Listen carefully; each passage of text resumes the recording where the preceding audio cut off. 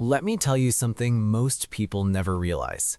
If people overlook you, talk over you, or treat you like background noise, it's usually not because you lack talent, intelligence, or value. It's because of subtle signals you're sending every single day. The good news? Change the signals and you change how people treat you, sometimes instantly. And yes, when you shift your behavior, some people will react strangely. That's not a bad sign. That's proof the dynamic is changing. Here's how to flip it. First, stop being predictable. Human brains love labels. Once someone thinks they figured you out, they stop paying attention.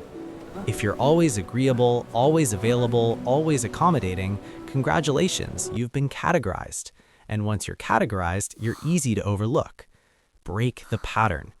If you're usually quiet, share an opinion. If you normally say yes, say, I can't this time. If you tend to agree automatically, calmly offer a different perspective.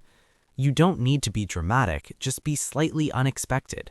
When you interrupt the pattern people have built around you, their brain resets. Suddenly, you're not background noise anymore. You're someone they have to reassess.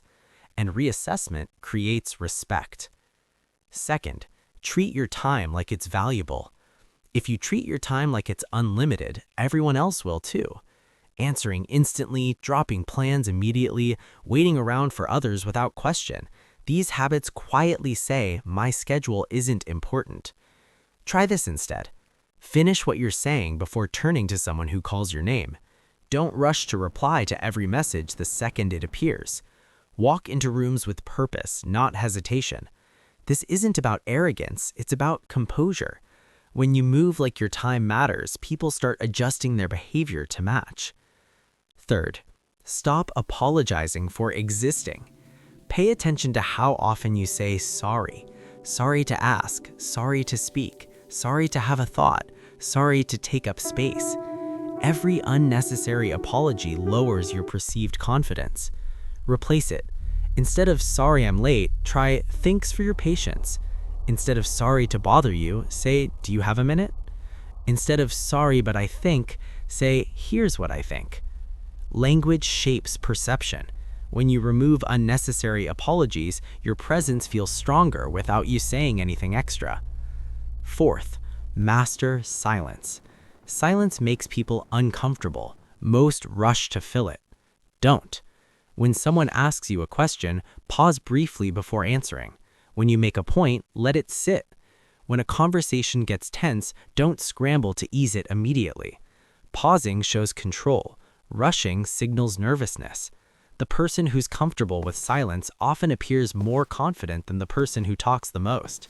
Use that. Fifth, be willing to walk away. This is the shift that changes everything. The person who isn't afraid to leave a situation holds the power in it. If someone speaks to you disrespectfully, don't argue for basic decency. If a conversation becomes dismissive, disengage. If an environment consistently undervalues you, reconsider your presence there. You don't need to announce it, just remove yourself. When people realize you're not dependent on their approval, the entire tone changes. Here's the truth. Respect isn't something you beg for, it's something you signal. Break predictability, value your time, stop shrinking yourself with apologies, embrace silence, and never feel trapped where you're tolerated instead of appreciated. Start with just one of these. You'll notice people reacting differently. Some will lean in, some will test you, some won't like it. That's okay. You're not here to be convenient. You're here to be respected. If this hit home for you, stick around. There's more where that came from. And now, go move differently.